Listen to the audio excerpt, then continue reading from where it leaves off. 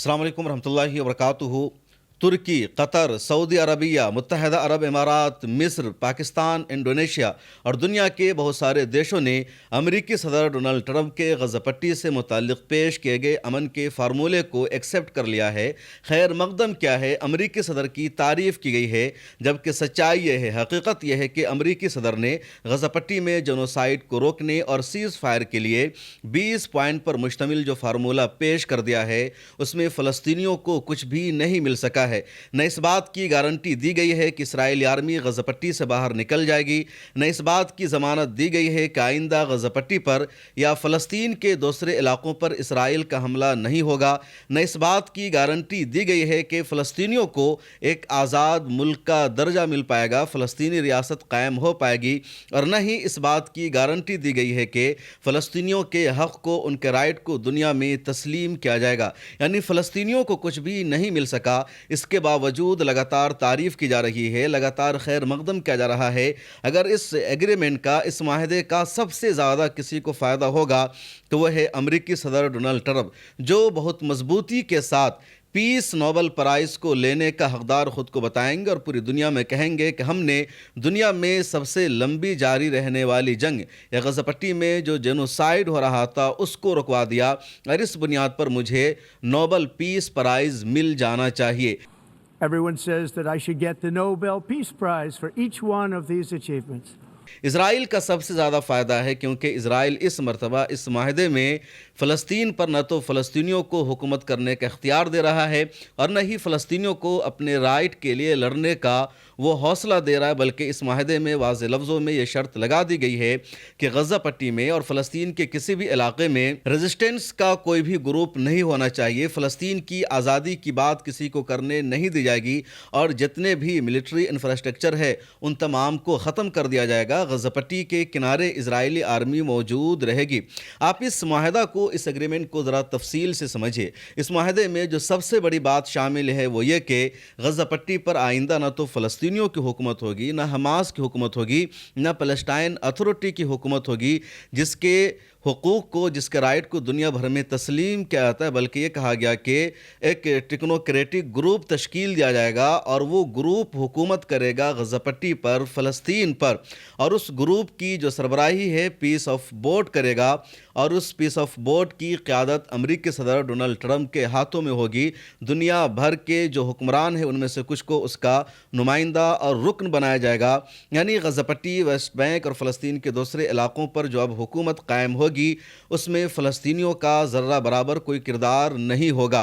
किन किन मुल्कों के नुमाइंदों को शामिल किया जाएगा उसकी कोई वजाहत उसमें सामने नहीं आई है। दूसरा अहम सवाल यह है कि जो माहदा हुआ इसमें इस बात की गारंटी और वजाहत नहीं है कि इसराइली आर्मी गज़ा पट्टी से बाहर कब निकलेगी। इस बात को वाज़े लफ्ज़ों में बयान कर दिया गया कि इस माहदा के मंजूर हो जाने के बाद, इस माहदा को अप्रूवल मिल जाने के बाद अगले 72 घंटों में तमाम होस्टेज को, हमास को रिलीज़ करना होगा।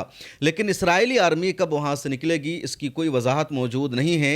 ये कहा गया कि जैसे ही होस्टेज को इजराइल के हवाले कर दिया जाएगा उसके बाद इजराइली आर्मी थोड़ा सा पीछे हट जाएगी, लेकिन वो गज़ा पट्टी में मौजूद रहेगी। एक और बात इस माहदे में शामिल है कि जब इंटरनेशनल फ़ौज गज़ा पट्टी में पहुँच जाएगी उसके बाद इजराइली आर्मी और पीछे हट जाएगी। लेकिन इंटरनेशनल स्टेबलाइजेशन फ़ोर्स कब तश्कील दी जाएगी, इस आलमी फ़ौज में किन किन मुल्कों की फ़ौज शामिल होगी और इसकी डेडलाइन क्या है ये वाज़े नहीं है, इस बारे में कुछ भी गुफ्तगू नहीं है। और जब तक इसकी डेडलाइन तय नहीं की जाएगी, इस बारे में वजाहत नहीं है, उसका मतलब ये है कि इसराइली आर्मी गज़ा पट्टी में मौजूद रहेगी। गज़ा पट्टी का कंट्रोल, उसका सिक्योरिटी पूरा ढांचा जो है वो इसराइल के हाथों में रहेगा।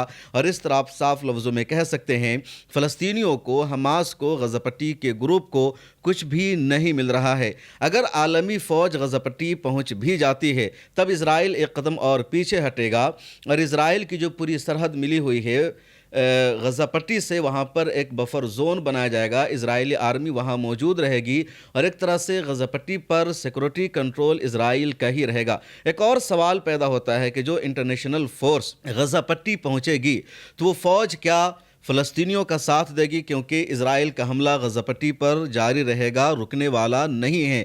آگے بھی اسرائیلی آرمی فلسطینیوں کو پریشان کرتی رہے گی، تو جو عالمی فوج غزہ پٹی میں موجود رہے گی وہ فوج کیا فلسطینیوں کے رائٹ کے لیے اسرائیلی آرمی سے لڑے گی، یا پھر یہ فوج اسرائیلی آرمی کا ساتھ دے گی اور فلسطینیوں پر حملے کرے گی، فلسطینیوں کے گھر پر دھاوا بولتی رہے گی، فلسطینیوں کو بلا وجہ کا گرفتار کیا جاتا رہے گا؟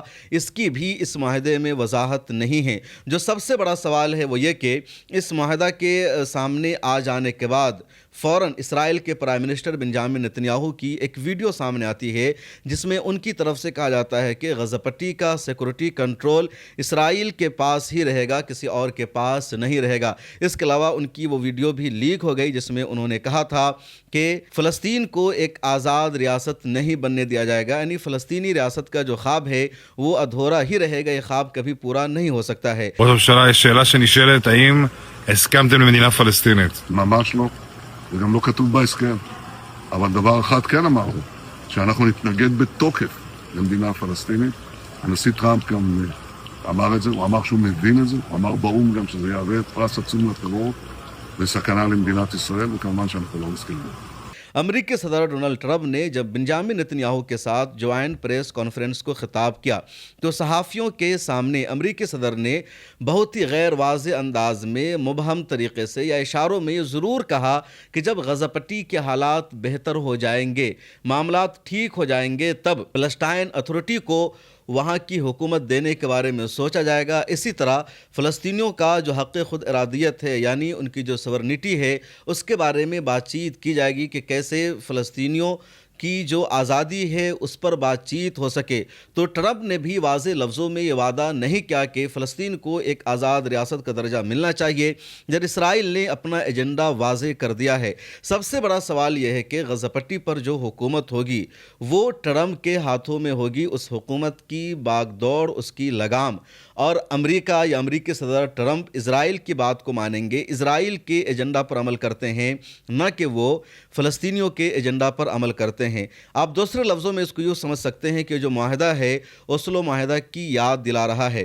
جس طرح کا یہ معاہدہ امریکہ کی نگرانی میں ہوا، اسی طرح کا ایک اور معاہدہ 13 ستمبر 1993 میں فلسطین اور اسرائیل کے بیچ میں ہوا تھا، اور یہ معاہدہ بھی واشنگٹن ڈی سی میں وائٹ ہاؤس میں ہوا تھا، امریکی صدر کی نگرانی میں ہوا تھا۔ اس وقت امریکہ کے صدر تھے بل کلنٹن، ان کی نگرانی میں اس وقت کے اسرائیل کے وزیر اعظم اسحاق رابین اور فلسطین اتھارٹی کے صدر یاسر عرفات کے درمیان ایک معاہدہ ہوا، اور اس معاہدہ میں یہی باتیں شامل تھی کہ اسرائیل فلسطین اتھارٹی کو تسلیم کرے گا اور فلسطین کا جو بچا کھچا ایریا ہے اس پر پی اے کی حکومت ہوگی، اور پی اے نے فلسطین اتھارٹی نے اسرائیل کے وجود کو تسلیم کر لیا، اور یہ بات مانی گئی کہ آئندہ فلسطینیوں کی طرف سے، ریزسٹنس گروپ کی طرف سے اسرائیل پر کوئی حملہ نہیں کیا جائے گا، اسرائیل کے خلاف کسی طرح کی کوئی تحریک نہیں چلائی جائے گی۔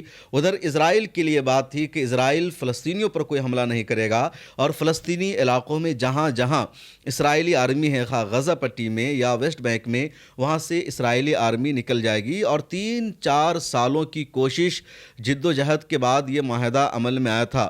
1994 میں یاسر عرفات ویسٹ بینک پہنچ گئے، اسرائیلی آرمی بھی وہاں سے نکلنے لگی، حالات ٹھیک ٹھاک ہو گئے، لیکن 3-4 سالوں کے بعد ہی دوبارہ یہ معاہدہ اپنی اصل شکل میں موجود نہیں رہ سکا۔ اسرائیل نے لگاتار اس معاہدے کی خلاف ورزی کی، فلسطینیوں کے گھروں پر اسرائیل کا حملہ ہوتا رہا، اور فلسطینیوں کو ان کے گھروں سے باہر نکالا جاتا رہا، اور نتیجہ یہ ہوا کہ سن 2000 میں بہت بڑا انتفاضہ شروع ہو گیا، اور دوبارہ فلسطینیوں نے ریزسٹنس شروع کر دیا، اسرائیلی آرمی پر حملہ شروع کر دیا، اپنے وجود کے لیے، اپنے وطن کی آزادی کے لیے۔ ابھی جو معاہدہ ہوا اس میں عرب ملکوں کو شاید یہ لگ رہا ہے، خواہ وہ سعودی عربیہ ہو، مصر ہو، متحدہ عرب امارات اور ترکی ہو، کہ اس معاہدے کی وجہ سے غزہ پٹی میں جو جینوسائیڈ ہو رہی ہے، جو نسل کشی ہو رہی ہے، وہ نسل کشی رک جائے گی، فلسطینیوں کا قتل عام رک جائے گا، اور اسرائیلی آرمی باہر نکل جائے گی۔ اس کے علاوہ ان کو یہ بھی لگ رہا ہے کہ شاید فلسطین کو ایک آزاد اسٹیٹ کا درجہ مل جائے گا۔ امریکہ کا اور امریکی صدر ٹرمپ کا سب سے بڑا فائدہ یہ ہے کہ ان کو نوبل پیس پرائز مل جائے گا، اس کے بعد اس کا وہ دعویٰ کریں گے، اور یہ تمام مسلم ممالک اس کی حمایت بھی کریں گے۔ اس کے علاوہ ان کا دعویٰ ہے کہ ایک اکنامک زون بنایا جائے گا، غزہ پٹی کے لوگوں کو روزگار سے جوڑا جائے گا، ان کی اکنومی کو بہتر بنایا جائے گا، غزہ پٹی کی تعمیر نو کی جائے گی، اور غزہ پٹی پر جو حکومت ہے وہ اب امریکہ کی ڈائریکٹ ہونی شروع ہو جائے گی۔ ادھر اسرائیل کا سب سے بڑا فائدہ یہ ہے کہ غزہ پٹی اور ویسٹ بینک کہیں بھی کوئی بھی ریزسٹنس فورس نہیں رہے گا۔ اس معاہدے میں واضح لفظوں میں یہ شامل ہے کہ حماس کو ہتھیار ڈالنا ہوگا، اور حماس کے علاوہ جتنے ریزسٹنس گروپ ہیں، خواہ وہ القدس گروپ ہو، الاقصی گروپ ہو، ان میں سے کسی کے پاس ہتھیار نہیں رہے گا۔ جتنے ٹنل ہیں، جتنی سرنگیں ہیں، ان تمام کو ختم کر دیا جائے گا، ان تمام کو تباہ و برباد کر دیا جائے گا، اور آئندہ بھی فلسطینی گروپ کی طرف سے، فلسطین کی طرف سے اسرائیل کے خلاف کوئی مومنٹ اور مہم نہیں چلائی جائے گی۔ اس کے علاوہ اسرائیل کو اس بات کی بھی گارنٹیاں مل گئی ہے کہ غزہ پٹی کا سیکورٹی کنٹرول اس کے پاس رہے گا، اور غزہ پٹی کے چاروں طرف اس کی آرمی موجود رہے گی۔ آپ اس میپ کو دیکھ لیجئے، امریکی صدر ٹرمپ کا جو معاہدہ سامنے آیا اس کے بعد یہ میپ بھی بتایا گیا۔ اس میپ میں ایک بلو لائن ہے، اس کے بعد ایک یلو لائن ہے، ریڈ لائن ہے، اور اس لائن کا مطلب یہ ہے، جو بلو لائن ہے اس کا مطلب یہ ہے کہ ابھی یہاں پر اسرائیلی آرمی موجود ہے، IDF موجود ہے، اتنے علاقے کا غزہ پٹی میں کنٹرول اس کے پاس ہے۔ لیکن جیسے ہی حماس کی طرف سے تمام ہوسٹیج کو ریلیز کر دیا جائے گا، اس کے بعد اسرائیلی آرمی تھوڑا سا پیچھے ہٹے گی اور یلو لائن کے پاس پہنچ جائے گی۔ اس کے بعد جب انٹرنیشنل فورس کا قیام عمل میں آ جائے گا، عالمی فوج غزہ پٹی میں پہنچ جائے گی، اس کے بعد تھوڑا سا اور پیچھے ہٹے گی اسرائیلی آرمی، اور وہ ہے ریڈ لائن۔ لیکن اس سے پیچھے کب ہٹے گی اس کی کوئی گارنٹی نہیں ہے۔ حالانکہ کہا یہی گیا کہ جیسے ہی انٹرنیشنل فورس آ جائے گی، اسرائیلی آرمی اور پیچھے ہٹ جائے گی، کیونکہ اس وقت عالمی فوج کے ہاتھوں میں غزہ پٹی کا کنٹرول آ جائے گا، اور پھر ایک اور چوڑی سی لائن بنی ہوئی ہے، اس لائن پر اسرائیلی آرمی پہنچ جائے گی، اور وہ بفر زون ہوگا، وہاں پر اسرائیلی آرمی ہمیشہ موجود رہے گی۔ اب ذرا سوچیے سمجھیے، یہ جو معاہدہ ہوا ہے، یہ جو ایگریمنٹ ہوا ہے، اس میں فلسطینیوں کو ملا کیا ہے، غزہ پٹی کے لوگوں کو ملا کیا ہے؟ اور حیرت کی بات یہ ہے ان مسلم دیشوں کے لیے، عرب ممالک کے لیے، کہ ان سب نے امریکی صدر ڈونلڈ ٹرمپ کے ساتھ میٹنگ کی، ان کے ساتھ بات چیت ہوئی۔ امریکی صدر کے بازو میں ترکیہ کے صدر رجب طیب اردوغان بیٹھے تھے، سعودی عرب کے فورن منسٹر وہاں موجود تھے، انڈونیشیا کے صدر وہاں موجود تھے، پاکستان کے پرائم منسٹر موجود تھے، قطر کی وہاں نمائندگی تھی، UAE کی نمائندگی تھی، مصر کی نمائندگی تھی۔ ان سب کی موجودگی میں، ان سب کے درمیان یہ معاہدہ ہوا، اور ایسے وقت میں معاہدہ ہوا جب دنیا کے زیادہ تر ملکوں نے، کہہ لیجئے دنیا کے 154 سے زیادہ دیشوں نے فلسطین کو ایک آزاد اسٹیٹ کے طور پر تسلیم کر لیا ہے۔ اس کے باوجود اس معاہدے میں فلسطین کو آزاد اسٹیٹ کا درجہ دینے کی کوئی بات شامل نہیں ہے، کوئی شق شامل نہیں ہے، اور اسرائیل کی طرف سے اب لگاتار اس کی مخالفت کی جا رہی ہے۔ اب اس معاہدے کا مطلب کیا رہ گیا؟ غزہ پٹی کے لوگ رہیں گے اسرائیل کے رحم و کرم پر، غزہ پٹی کے آسمانوں پر اسرائیل کا کنٹرول رہے گا۔ غزہ پٹی کے لوگ جس طرح سانس لیں گے اس میں ان کا اپنا اختیار نہیں رہے گا۔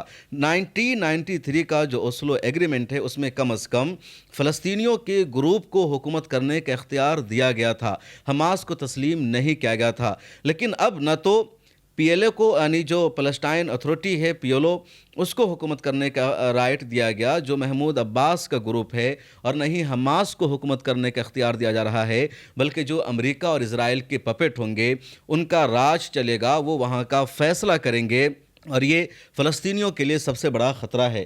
الجزیرہ نے بھی اس معاہدہ کے سامنے آ جانے کے بعد 5 بڑا سوال اٹھایا ہے، اور الجزیرہ کا یہ جو 5 اہم کوشچن ہیں بہت اہم ہے، اور میں تفصیل سے آپ کو بتا رہا ہوں کہ اس کو ذرا سمجھیے، غور کیجیے کہ کس طرح پوری مسلم دنیا امریکہ کے ہاتھوں میں کھیلنے لگی ہے، اور ان کی جو سوچنے اور سمجھنے کی جو صلاحیت وہ ختم ہو چکی ہے۔ بس ان کو اس بات کی تسلی مل رہی ہے کہ کم از کم سیز فائر ہو جائے گا، اور یہ جو اسرائیل کا خطرہ ہے ان تک نہیں پہنچ پائے گا، یہ جنگ بند ہو جائے گی، تو ان کی عوام کی طرف سے جو ان کو کوسا جا رہا ہے، ان کو جو لگاتار پریشان کیا جا رہا ہے، ان کے خلاف جو سوال اٹھ رہے ہیں، وہ سوال اٹھنے کا سلسلہ بند ہو جائے گا۔ اور جس طرح اسرائیل نے قطر پر حملہ کر دیا، اسی طرح ان دیشوں کو لگتا ہے کہ ہم پر بھی حملہ ہو سکتا ہے، تو ان پر حملہ نہیں ہوگا۔ اس کے علاوہ ان مسلم ممالک کو فلسطینیوں کے حق اور حقوق سے ذرہ برابر بھی کچھ مطلب نہیں ہے۔ اس وجہ سے الجزیرہ نے 5 اہم سوال اٹھائے۔ الجزیرہ کا پہلا کوشچن یہ ہے کہ غزہ پر حکمرانی کون کرے گا؟ جو پروپوزل سامنے آیا ہے اس میں تو یہ کہا گیا کہ ایک ٹیکنوکریٹک فلسطینی کمیٹی قائم کی جائے گی جو غزہ پٹی کے روزمرہ کا نظام چلائے گی۔ لیکن یہ بتایا ہی نہیں گیا کہ اس گروپ کے اراکین اور ممبرز کون کون ہوں گے. کیا فلسطینیوں کو اس میں شامل کیا جائے گا یا فلسطین کے باہر کے لوگوں کو اس میں شامل کیا جائے گا؟ اگر فلسطین کے لوگوں کو شامل کیا جائے گا تو کون سے گروپ کے لوگ ہو سکتے ہیں؟ عرب ممالک کے لوگوں کو شامل کیا جائے گا یا یورپ کے دیشوں کے لوگوں کو شامل کیا جائے گا؟ اس کے علاوہ سب سے بڑا سوال اس بات کا ہے کہ ٹرمپ اور برطانیہ کے سابق وزیر اعظم ٹونی بلیئر اس کی سربراہی کریں گے. تو اس میں واضح نہیں ہے کہ جو پی ایل او ہے یا جو حماس یا جو دوسرے گروپ ہے اس کا کس طرح کا تعلق رہے گا اس کمیٹی سے. دوسرا اہم سوال یہ ہے کہ فلسطین اتھارٹی کو شامل کیا جائے گا غزہ پٹی میں نئی بننے والی حکومت میں یا نہیں کہا جائے گا. منصوبے میں کہا گیا کہ جو انٹرم انتظامیہ ہوگی، جو ایڈمنسٹریشن ہوگا، وہ غزہ پٹی کا نظام چلائے گی جب تک فلسطین اتھارٹی مکمل طور پر اصلاح کر کے ریفارم کر کے واپس کنٹرول سنبھالنے کے قابل نہ ہو. لیکن اس کی ڈیڈ لائن کیا ہے؟ کون طے کرے گا کہ پی ایل او یا فلسطین اتھارٹی انتظام سنبھالنے کے ایڈمنسٹریشن چلانے کے قابل ہو گیا ہے؟ اس بارے میں کوئی وضاحت نہیں ہے، کوئی بینچ مارک نہیں ہے، کوئی ٹائم لائن طے نہیں کیا گیا ہے. تیسرا اہم سوال یہ ہے کہ جو انٹرنیشنل فورس کی بات ہو رہی ہے کہ انٹرنیشنل اسٹیبلائزیشن فورس قائم کی جائے گی غزہ پٹی میں پیس کے لیے، سلامتی کے لیے، تو یہ عالمی امن فوج کہاں سے آئے گی؟ کن عرب دیشوں کی فوج اس میں شامل ہوگی؟ سعودی عربیہ کی ہوگی، ترکی کی ہوگی یا یورپ کی فوج ہوگی؟ اس کے علاوہ اس فوج کی قیادت کون کرے گا؟ فوج کا سپہ سالار کہاں کا ہوگا؟ کون اس فوج کی نگرانی کرے گا؟ اور یہ فوج کس سے لڑے گی؟ حماس سے لڑے گی یا اسرائیلی فوج کے خلاف فلسطینیوں کی حفاظت کے لیے کھڑی ہوگی؟ یہ سب غیر واضح ہے، مبہم رکھا گیا ہے. چوتھا کوشچن یہ ہے اور الجزیرہ کا کوشچن ہے کہ اسرائیل پیچھے کب ہٹے گا؟ اس معاہدے میں کہا گیا کہ جب انٹرنیشنل فورس آ جائے گی تب اسرائیل پیچھے ہٹے گا، لیکن کوئی ڈیڈ لائن طے نہیں کی گئی ہے. پروپوزل یہ کہتا ہے کہ اسرائیل دھیرے دھیرے مرحلہ وار غزہ پٹی سے باہر نکلے گا جو ڈی ملٹرائزیشن کے مراحل اور معیار پر مبنی ہوگا. لیکن اس کے لیے کوئی شیڈول نہیں ہے، کوئی واضح ٹائم لائن نہیں ہے، معیار نہیں ہے. اسرائیل نے یہ بھی کہا کہ وہ ایک سیکورٹی پیریمیٹر برقرار رکھے گا جب تک یہ تسلی نہ ہو جائے کہ غزہ سے کسی نئے خطرے کا امکان نہیں. اب سوال یہ ہے کہ فیصلہ کون کرے گا کہ خطرہ ختم ہوا یا نہیں ہوا، اور اس کی بھی وضاحت موجود نہیں ہے. مطلب یہ ہے کہ اسرائیل کا سیکورٹی کنٹرول رہے گا اور اسرائیل پیچھے نہیں ہٹے گا. پانچواں امپورٹنٹ پوائنٹ ہے اور سب سے اہم ہے، فلسطینی ریاست قائم کب ہوگی؟ کب فلسطین کو ایک آزاد اسٹیٹ کا درجہ ملے گا؟ امریکی صدر ٹرمپ نے اپنی پریس کانفرنس میں فلسطینی ریاست کے تصور کو بہت ہی مبہم انداز میں پیش کیا. پروپوزل یہ کہتا ہے کہ فلسطین اتھارٹی جب اپنے ریفارم کو مکمل کر لے اور غزہ کی تعمیر نو یا غزہ کی جو نئے سرے سے تعمیر ہوگی، تو جب وہ پیش رفت ہو جائے تو ایک ایسا وقت آ سکتا ہے جب فلسطینی اپنی ریاست کے لیے، اپنی خود مختاری کے لیے کوئی راستہ نکال سکتے ہیں. لیکن یہ کب نکلے گا کچھ بھی واضح کانسیپٹ نہیں ہے، اور یہ امکان ہے، اس میں کوئی ضمانت نہیں دی گئی ہے، صرف اس کو ایک میں کے طور پر، پوسیبل کے طور پر پیش کیا گیا ہے. فلسطینی ریاست کو آزاد ریاست ہونا چاہیے، فلسطینیوں کو اپنے اسٹیٹ کا، اپنے ملک کا درجہ ملنا چاہیے. اس بارے میں کچھ بھی نہیں کہا گیا، بلکہ صرف یہ کہا گیا کہ فلسطینیوں کی ایک ایسپرینیشن ہے، ایک آرزو ہے کہ ان کا ایک ملک ہو، ان کو ایک آزاد اسٹیٹ کا درجہ ملے. اس کے علاوہ فلسطینیوں کے بارے میں کسی بھی طرح کے رائٹ اور حقوق کی بات نہیں کی گئی. اس لیے یہ سب سے بڑا سوال ہو رہا ہے کہ جو 20 نکاتی فارمولہ امریکی صدر ٹرمپ نے پیش کیا ہے، یہ بالکل فلسطینیوں کے سرنڈر کرنے والا ہے، حماس کے سرنڈر کرنے والا ہے. اور یہی وجہ ہے کہ حماس نے ابھی تک اس پر کوئی رد عمل نہیں دیا. حماس کا پہلا بیان یہ سامنے آیا تھا کہ جو ٹرمپ کا پروپوزل ہے وہ ابھی تک ان کو نہیں ملا ہے، ان کو اس کی جانکاری نہیں ملی ہے. اب حماس کا دوسرا بیان سامنے آیا کہ ٹرمپ کا پروپوزل ان کو مل چکا ہے، لیکن اس پر وہ ابھی بات چیت کریں گے، غور کریں گے. ادھر ترکیہ کی طرف سے اور قطر کی طرف سے خبریں سامنے آئی ہے کہ دونوں ممالک مل کر اس ڈائیلاگ کو، اس مذاکرات کو آگے بڑھائیں گے. الجزیرہ نے خبر شائع کی جس میں کہا گیا کہ قطر نے انفارم کیا ہے کہ ترکی بھی مذاکرات کا حصہ ہوگا، اس ڈائیلاگ کا حصہ بنے گا. اب دنیا کے بڑے بڑے ایکسپرٹ قطر اور ترکیہ پر سوال اٹھا رہے ہیں، کیونکہ قطر لگاتار ثالثی کا فریضہ ادا کرتا رہا ہے اور ترکیہ کا بھی اہم کردار ہے۔ ابھی امریکی صدر نے مسلم ممالک کے رہنماؤں کے ساتھ جو ملاقات کی، جو میٹنگ ہوئی تھی، تو اس میٹنگ میں اہم رول ترکیہ کا تھا۔ ابھی گلوبل سمودھ فلوٹیلا غزہ پٹی پہنچ رہا ہے اور اس کی حفاظت کے لیے بھی ترکیہ نے اپنا بحری بیڑا بھیج رکھا ہے، اپنے نیوی کے جہازوں کو بھیج رکھا ہے، فائٹر پلین کو بھیج رکھا ہے، ایئر کرافٹ سے باضابطہ نگرانی کی جا رہی ہے اسرائیل کے حملہ کو روکنے کا کام کیا۔ تو ایسے میں ان دونوں ملک کس طرح اس معاہدے کو سپورٹ کر سکتے ہیں جس میں فلسطینیوں کو کچھ بھی نہیں مل رہا ہے، فلسطینیوں کو سرنڈر کرنا پڑ رہا ہے۔ حماس کا جو پہلا رد عمل سامنے آیا تھا وہ یہی تھا کہ کوئی بھی ایسا معاہدہ قابل قبول نہیں ہوگا، کسی بھی ایسے ایگریمنٹ پر سائن نہیں کیا جائے گا جس میں فلسطینیوں کے حق کو نظر انداز کیا جائے، جس میں فلسطینیوں کو مکمل طور پر منظرنامہ سے ہٹا دیا جائے۔ ایسے حماس کا اب تک آفیشیل موقف یہی رہا ہے اور پہلے کئی مرتبہ حماس نے اپنے اس موقف کو دہرا بھی رکھا ہے کہ فلسطین کو ایک آزاد اسٹیٹ کا درجہ ملے گا تو حماس یقیناً اس کو سپورٹ کرے گا۔ اور جو القسام بریگیڈ ہے جو پچھلے کئی سالوں سے اسرائیل کے خلاف فلسطین کی آزادی کے لیے، قبل اول کی آزادی کے لیے جنگ لڑ رہی ہے، مشکلوں کا سامنا کر رہی ہے، وہی القسام بریگیڈ آزاد فلسطینی ریاست کی ملٹری ہوگی، اس کی آرمی ہوگی۔ یہ حماس کا آفیشیل اور پرانا موقف ہے، لیکن ٹرمپ کے پروپوزل میں سرے سے القسام بریگیڈ کو ختم کیا جا رہا ہے، حماس کو ختم کیا جا رہا ہے۔ اس لیے ایسا نہیں لگ رہا ہے کہ حماس کی طرف سے کچھ زیادہ ایسا رسپانس آ سکتا ہے جس میں ٹرمپ کے اس منصوبے کو قبول کر لیا جائے۔ امریکی صدر ٹرمپ کی طرف سے اس سے پہلے بھی کئی مرتبہ اس طرح کا پروپوزل سامنے آ چکا ہے، منصوبہ سامنے آ چکا ہے اور حماس نے اس کو ریجیکٹ کر دیا کیونکہ یہ پورا کا پورا منصوبہ اسرائیل کی شرطوں کے ہی مطابق تھا اور کچھ بھی گارنٹی نہیں دی گئی تھی۔ ابھی کا یہ جو منصوبہ سامنے آیا ہے اس کو اسرائیل نے تو منظور کر لیا ہے، اسرائیل کے اپوزیشن لیڈر نے بھی منظور کر لیا، لیکن بنجامن نتن یاہو کے جو کچھ الائنسز ہیں، ان کی جو کچھ اتحادی پارٹی ہے، ان پارٹیوں نے اس کو ایکسیپٹ نہیں کیا، ریجیکٹ کر دیا ہے۔ اور اگر انہوں نے ریجیکٹ کر دیا ہے تو اس کا مطلب یہ ہے کہ بنجامن نتن یاہو کی سرکار بھی گر سکتی ہے۔ اب حماس کے لیے سب سے بڑا مسئلہ یہ ہے، حماس پر سب سے بڑا پریشر یہ ہوگا کہ حماس کو جن دیشوں کا سپورٹ ملتا رہا ہے، قطر کا اور ترکیہ کا، مصر کا، ان دیشوں نے بھی اس پروپوزل کو ایکسیپٹ کر لیا ہے۔ اس کے علاوہ سعودی عرب، متحدہ عرب امارات نے بھی اس کو منظور کر لیا ہے، ٹرمپ کے پروپوزل کا خیر مقدم کر دیا ہے۔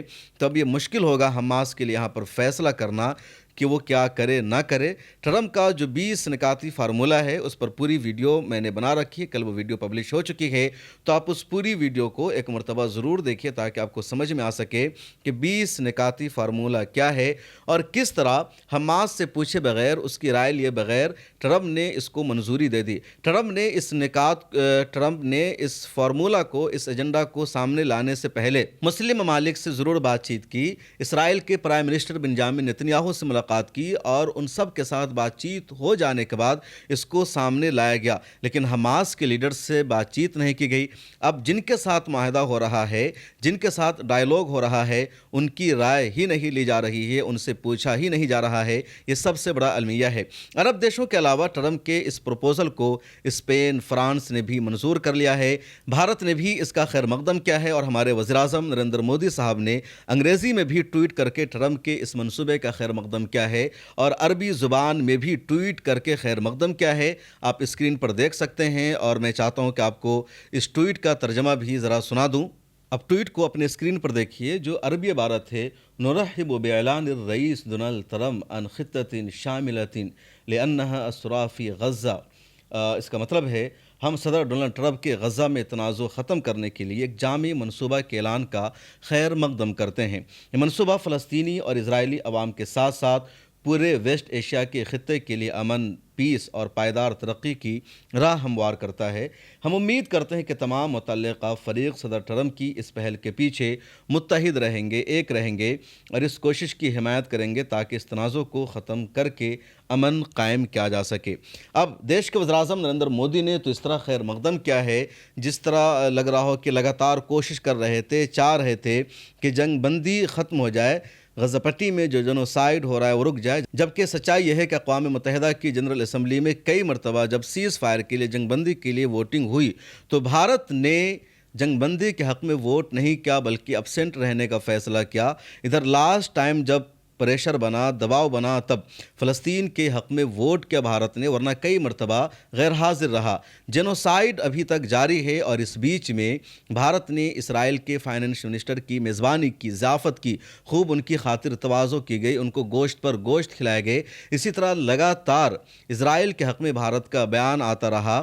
یہ ساری چیزیں بتاتی ہے کہ بھارت اسرائیل کو سپورٹ کرتا رہا ہے. لیکن اب جب سیز فائر کا پروپوزل امریکی صدر ٹرمپ کی طرف سے آیا تو جس طرح ترکیہ، مصر اور سعودی عرب نے خیر مقدم کیا، اس سے 2 قدم آگے بڑھ کر بھارت نے خیر مقدم کیا، جبکہ عملی قدم اٹھانے میں بھارت کی طرف سے کوئی بھی دلچسپی نہیں دکھائی جا رہی تھی. اس سے بھی زیادہ افسوس کی بات یہ ہے کہ ٹرمپ نے لگاتار بھارت کے خلاف ایکشن لیا ہے، بھارت کے خلاف کارروائی کی ہے، بھارت پر پاکستان کو ترجیح دیا ہے.